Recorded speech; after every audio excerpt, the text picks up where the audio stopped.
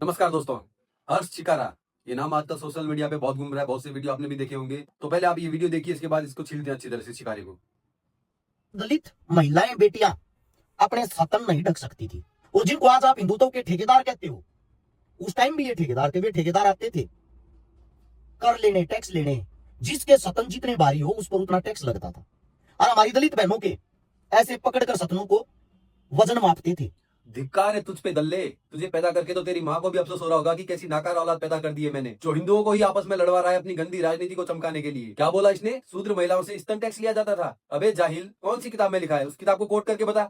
है हिम्मत तेरे को किताब कोट करने की? इस बड़वे ने पहले हिंदू मुस्लिम किया, वहां दाल नहीं गली, तो अब ये दलितों को बलगला रहा है हिंदुओं के खिलाफ। मानता हूँ दलितों पे अत्याचार हुए, पर क्या वो सिर्फ ब्राह्मणों ने किए? नहीं, जहां जिसकी सत्ता थी उसने दलितों पे अत्याचार किए। जहां राजपूतों की सत्ता थी वहां राजपूतों ने किए, जहां जाटों की सत्ता थी वहां जाटों ने किए, जहां मोमडन की सत्ता थी वहां मुसलमानों ने किए, जहां मराठों की सत्ता थी वहां मराठों ने किए, जहां यादवों की सत्ता थी वहां यादवों ने किए। तो तू एक कम्युनिटी को कैसे टारगेट कर सकता है कि यही लोग दलितों पे अत्याचार करते हैं? अरे मुसलमान तो अब तक करते आ रहे हैं। धारा 370 हटने से पहले जम्मू कश्मीर में दलितों की हालत क्या थी? वहां उन्हें सिर्फ इसलिए रखा जाता था ताकि वो उनका मेला ढो सके, उनके गटर साफ करें, उनकी नालियां साफ करें। उन्हें वहां पर सरकारी नौकरी के फॉर्म भरने तक का अधिकार नहीं था। ये थी वहां धारा 370 हटने से पहले दलितों की हालत। उस पर कभी तेरी जबान खुली? नहीं खुलेगी, क्योंकि वहां तेरे अब्बुओं की सरकार है। शायद इसे ये नहीं दिखा, लेकिन जब इसके अब्बू के अब्बू के अब्बू पैदा नहीं हुए थे, उस समय की बातें ये उठा उठा कर ला रहा है और ये बता रहा है कि दलितों पे इतिहास में ऐसा हुआ वैसा हुआ। 100 बड़वे मरे होंगे तब इस जैसा दल्ला पैदा हुआ होगा इस देश में। इसने जो शूद्र महिलाओं की स्तनों के टैक्स की बात की, उस बात का कोई प्रमाणिक तथ्य नहीं, ना ही इतिहास की किताबों में उस बात का जिक्र है। ये दंत कथाएं चली आ रही है 18वीं शताब्दी से। जिस समय भारत में छप्पनिया अकाल पड़ा था, लोगों के पास खाने के लिए रोटी नहीं थी, राजस्थान के लोग खेजड़ी की छाल खाकर अपना जीवन यापन करते थे, और उस समय महिलाएं अपने स्तनों का टैक्स देती थी।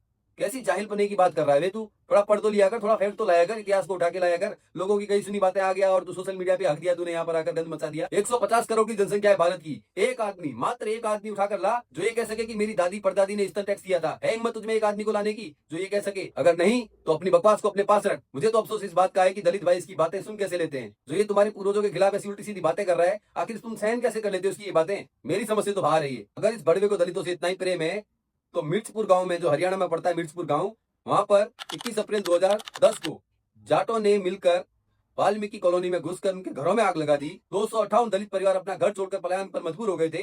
तब तेरे मुंह में दही जम गई थी?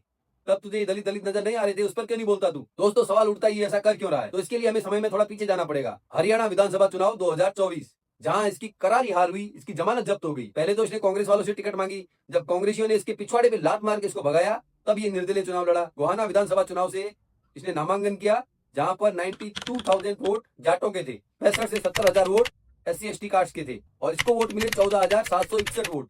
जमानत जब्त हो गई, बुरी तरह से हारा ये। उसी हार की खींच ये अब सोशल मीडिया पे निकाल रहा है। जाटों ने इसको वोट दिया नहीं, दलितों ने इसको वोट दिया नहीं, तो अब ये जाटों और दलितों को हिंदुओं से अलग करने की कोशिश कर रहा है। ये बताना चाहता है कि जाट हिंदू नहीं है, SC ST वाले हिंदू नहीं है। अबे जो जाट हैं वो शिव जी की जटाओं से निकले हैं, उनको तो ये बोल रहा है कि वो हिंदू नहीं है।